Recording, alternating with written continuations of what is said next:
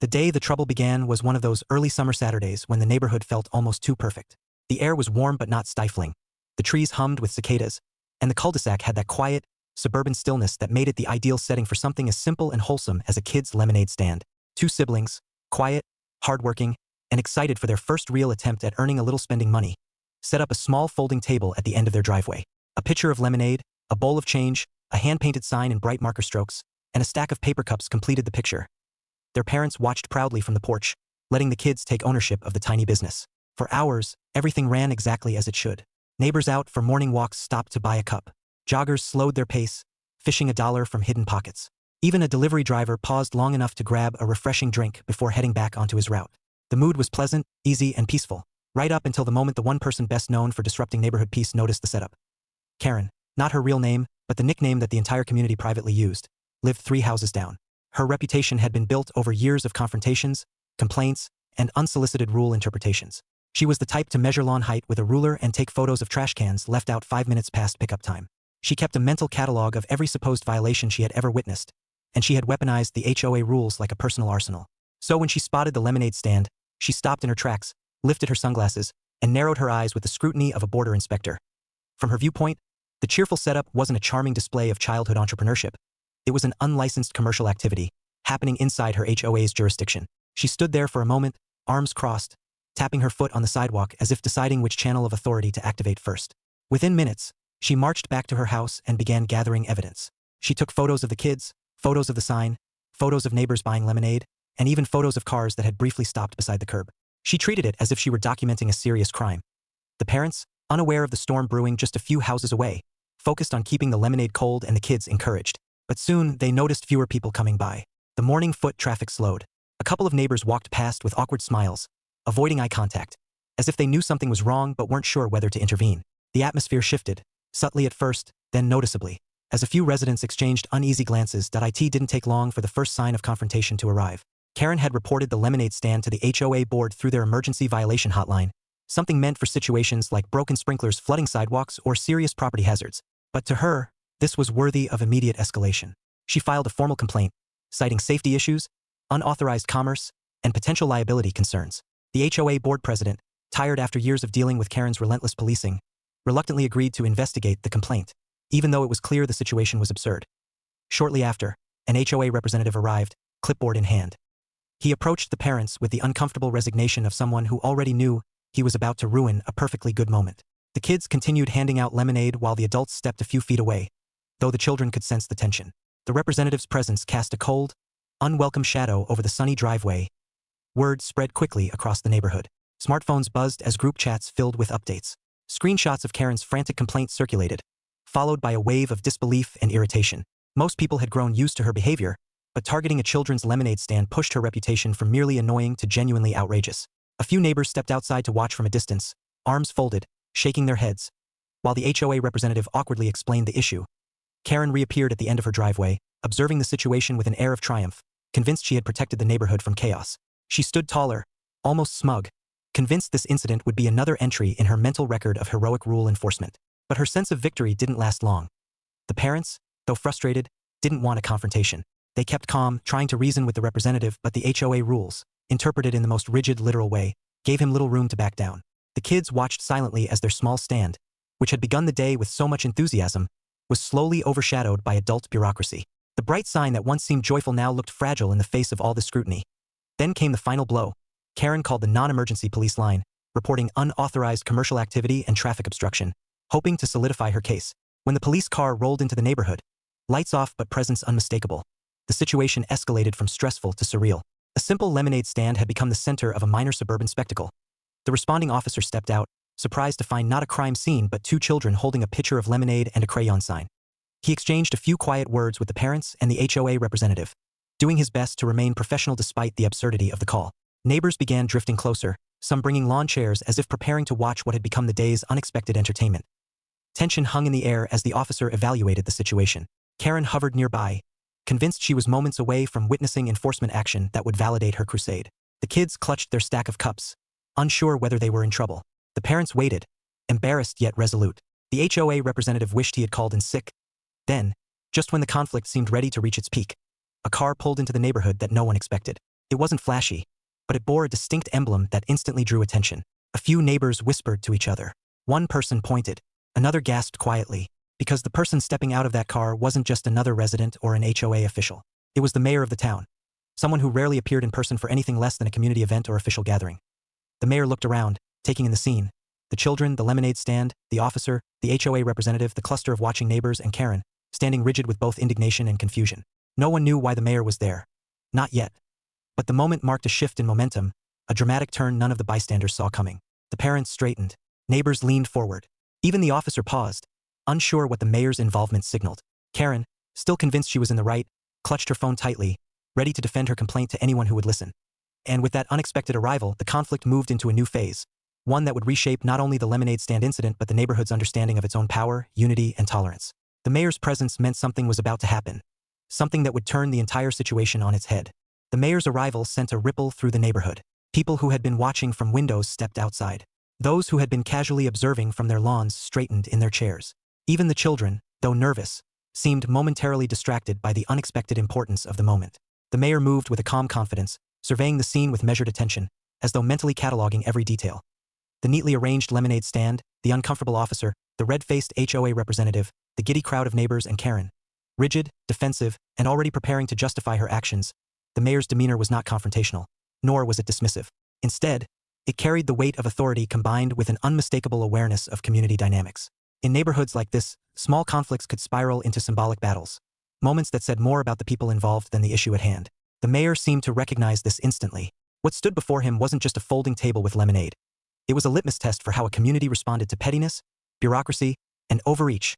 A brief exchange occurred between the mayor and the officer. The officer, who had already sensed the absurdity of the call, provided a quick, factual summary.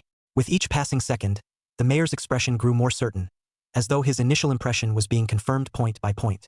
The officer relaxed slightly, stepping back once his role had been fulfilled. Karen, noticing she was not the center of attention, repositioned herself in a way that demanded to be acknowledged, clearly expecting validation for her complaint. But the mayor's focus shifted not to her, but to the larger picture, to the parents, the kids, the watching neighbors, and the mounting frustration that had quietly been simmering beneath the surface. The mayor understood community stories, and he understood how they echoed far beyond their origin. A lemonade stand shut down by HOA technicality was the kind of tale that traveled quickly, eroding trust and morale. It painted a picture of a neighborhood where rules overshadowed humanity, where the smallest joys were threatened by unnecessary authority. The HOA representative grew increasingly uneasy. Unlike Karen, he had no victory to claim and no personal satisfaction to draw from the situation. He simply wanted the issue to dissolve without consequence. He held his clipboard like a shield, his posture tense, as if bracing for the mayor's judgment. He knew that the HOA, already unpopular in various pockets of the community, could not afford the optics of shutting down a children's lemonade stand, not with the mayor physically present to witness it. The neighbors, once hesitant, now felt emboldened. Their subtle nods to one another revealed a shared sentiment. This had gone too far, and change might finally be possible. They watched the mayor not with fear, but with hope, sensing that the inevitable turning point had arrived. Many had been privately irritated by the HOA's strictness and Karen's constant monitoring, but few had felt empowered to challenge it. Now, with the mayor standing at the center of the conflict, the balance seemed to shift. The children stood silently, their faces a mixture of confusion and awe. Their small business venture had escalated into something beyond their understanding. What had started as an innocent project had become a spectacle involving authority figures and neighborhood politics. Yet behind their worry remained the flicker of pride. Their lemonade had brought the entire community outside, united by frustration and, surprisingly, solidarity. The mayor took a moment to examine the lemonade stand more closely. There was nothing dangerous or disorderly about it. The sign was neat, the cups were clean, and the lemonade was prepared with care. It was the kind of thing that often symbolized childhood itself. Simple, earnest, and harmless. The idea that anyone could view it as a threat to order bordered on absurd Karen, misreading the mayor's calm observation as agreement with her stance, hardened her expression, readying herself to explain how the stand violated the HOA bylaws and how she had acted in the community's best interest. But her confidence wavered as she noticed the subtle reactions of those around her. Neighbors shaking their heads, the officer's slight smirk, the HOA representative's nervous shifting. The tone of the situation had changed, and not in her favor. Without raising his voice, without issuing commands, and without even needing to articulate the obvious, the mayor's presence alone began unraveling the pressure Karen had attempted to exert. It was as though the community suddenly remembered its own power, its ability to define what kind of place it wanted to be, regardless of written rules or self-appointed enforcers. A few neighbors drifted closer to the kids, offering reassuring glances. One neighbor quietly approached the parents, giving a supportive nod. A cluster of teenagers walked up with cash in hand, forming a small line at the lemonade stand, as though to prove that business would continue regardless of official scrutiny. Even the officer, now leaning casually beside his vehicle, seemed to silently endorse the continuation of the stand. Karen watched, increasingly isolated, her influence fading as the neighborhood collectively gravitated toward the children's side. She tried to maintain control of the narrative, but the mayor's arrival had shifted the dynamic irrevocably. Now, even she could sense that things were slipping beyond her ability to dictate. The HOA representative, feeling the need to salvage the situation, began reconsidering the complaint he had been summoned to address. His clipboard felt heavier with each passing moment. He understood that continuing down Karen's path would only deepen the embarrassment. The mayor's presence implied accountability, not in written policy, but in public opinion and future implications. The atmosphere around the lemonade stand became lighter, almost celebratory. The neighbors' earlier tension dissolved, replaced by a shared certainty that the stand would remain open. The mayor's calm assessment had communicated more than any official declaration could. It reassured everyone that common sense still mattered, that not every rule needed weaponizing, and that community spirit could outweigh personal pettiness. Karen, however, did not back down easily. Though she said nothing aloud, her posture communicated her frustration. Crossed arms, tightened jaw, stiffened stance. Her gaze darted between the mayor, the HOA representative, and the neighbors, searching for any hint of support. But none came. She found herself standing alone, the power she once wielded through intimidation now evaporating in real time. The mayor, having made his point through observation alone, seemed prepared to leave. But his departure was not an end, it was a beginning. His presence had catalyzed something in the neighborhood that would not easily fade. A realization settled among the residents. They had accepted unnecessary control for too long, tolerated overzealous rule enforcement, and allowed one individual to steer the tone of the entire community. As the mayor returned to his car, the community began to reorganize itself. Neighbors approached the lemonade stand, forming a supportive crowd. The kids regained their smiles, energized by the renewed flow of customers. Even the parents felt the weight lifting from their shoulders, recognizing that they had inadvertently sparked a movement. But while the mood improved, a new question began forming among the neighbors: what would happen next? Karen would not take her humiliation lightly. The HOA, shaken by the unwanted attention, would need to reassess its approach. And the community, now galvanized, had to decide whether this incident would be a one-time victory or the start of meaningful change. The mayor's car backed down the street, disappearing around the corner, leaving behind a neighborhood forever altered by a single, unexpected visit. In the hours following the mayor's departure, the cul-de-sac transformed in ways that no one had anticipated earlier that morning. What had begun as a simple lemonade stand had become a gathering point, an accidental symbol of resistance against unnecessary control. Neighbors who rarely spoke to one another found themselves lingering near the folding table, chatting, laughing, and contributing to the stand's growing popularity. Cars slowed deliberately to purchase a cup, even if the drivers didn't particularly want lemonade. They wanted to participate in a moment that had taken on new meaning. The children stood behind their table with renewed excitement, dipping the ladle into fresh pitchers prepared by supportive adults. The parents watched from the driveway with a mix of pride and disbelief. They had expected the day to be quiet and uneventful, yet here they were presiding over what felt like a small community uprising, one rooted in kindness, unity, and a shared desire for common sense. The ordeal had drawn out something the neighborhood had long been missing: its sense of togetherness. Karen remained the only source of tension. She retreated to her house shortly after realizing the mayor's presence had undermined her complaint. But she didn't stay away for long. Every few minutes, her blinds shifted as she peered out the window, monitoring the stand with a level of fixation that bordered on obsessive. She reappeared on her porch occasionally, glaring out at the gathering crowd as if sheer disapproval could dissolve the momentum forming against her. Yet each time she appeared, more neighbors arrived, seemingly fueled by the desire to reclaim the neighborhood spirit from her long-held grip. As the afternoon unfolded, the story of the morning's conflict spread far beyond the immediate residents. Friends messaged friends. Photos circulated in local group chats. Word of mouth traveled to nearby streets. Soon, families from outside the HOA's boundaries began strolling up the sidewalk, curious to see the lemonade stand that had drawn both the police and the mayor. Some came offering encouragement, others just hoping to take part in a neighborhood moment that felt almost emblematic, like a nostalgic reminder of simpler times. The HOA representative, who had quietly slipped away once the mayor departed, spent the remainder of his afternoon in a state of uneasy contemplation. He recognized that the entire situation had spiraled beyond what the HOA could reasonably manage. Worse, it had exposed the board's vulnerability to the whims of the most vocal residents. He feared a backlash if the HOA did not address the incident carefully. And so, while the lemonade stand drew crowds, he sat at his desk drafting a formal statement that attempted to clarify the association's stance. Supportive of community activities, committed to safety, and, most importantly, open to revising outdated rules. But the statement was only part of what the neighborhood needed. The residents themselves felt empowered for the first time in a long time. They convened in formal discussions as they waited at the lemonade stand, sharing stories of past frustrations, petty fines, targeted complaints, nitpicking inspections. Many had stayed silent for years, choosing peace over conflict. Yet today had shifted their mindset. Today had shown what could happen when they collectively resisted unreasonable authority. As the sun began its gradual descent, warm orange light spilled across the street, casting long shadows and softening the heat of the day. The lemonade stand showed no signs of slowing. The children's tip jar overflowed. The sign, once hand-drawn and simple, had been decorated by visiting kids using colored chalk. The once small operation had blossomed into a cheerful, makeshift festival atmosphere. And then, just as the energy seemed to reach its peak, something happened that solidified the day as a turning point. The local news crew arrived. They pulled up quietly at first, but the moment the camera emerged, everyone understood what was happening. A reporter approached the parents, carefully avoiding disruption to the stand. The children, understandably, grew wide-eyed as they became the center of attention yet again. In contrast, the neighbors greeted the crew enthusiastically, eager to share the absurdity of the situation. They recounted the morning's events with animated gestures, explaining how a simple lemonade stand had ignited a community and drawn the attention of both the police and the mayor.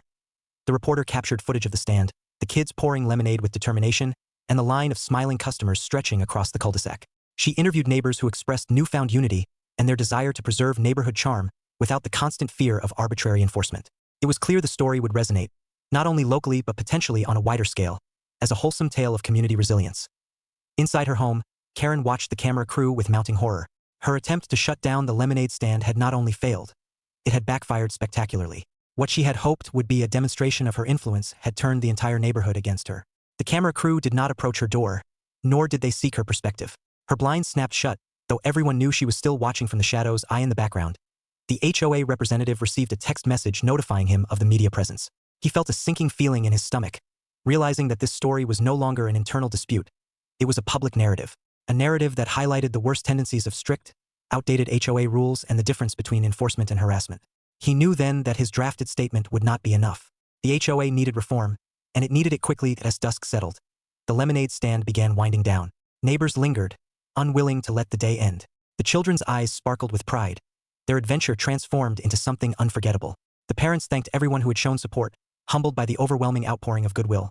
And then something remarkable happened. A group of residents, many of whom had never attended an HOA meeting, announced that they intended to run for open board seats. They were tired of being passive. They wanted transparency, fairness, and a sense of community restored. Others eagerly volunteered to attend the next meeting, determined to ensure the board understood how deeply this incident had affected them. People who had once felt powerless now recognized their collective strength. Karen, finally stepping outside in a last attempt to salvage her influence, found herself met with indifferent glances. No one argued with her, challenged her, or even acknowledged her with more than a polite nod. Her authority, once derived from intimidation and exploitation of rules, had evaporated. She was simply another resident, stripped of the fear-based power she had wielded for years. As night fell and the final cups of lemonade were poured, the parents packed up the stand with the help of grateful neighbors. The children clutched the money they had earned, but more importantly, they carried a sense of pride that no one could take from them. Their small venture had sparked unity, changed the neighborhood's course, and exposed the imbalance that had long plagued their street. By the time the stars appeared, the neighborhood felt different, lighter, freer, connected. The mayor's unexpected arrival had served as a catalyst, but it was the residents themselves who carried the transformation forward. What began as a conflict orchestrated by one overzealous neighbor had ended with the entire community reclaiming its identity. And though the world outside would soon hear the story of the lemonade stand shut down by a petty complaint, those who lived through it knew the truth. It was never really about lemonade. It was about community, resilience, and the quiet power of standing together. The sweetest revenge, it turned out, wasn't humiliation or victory.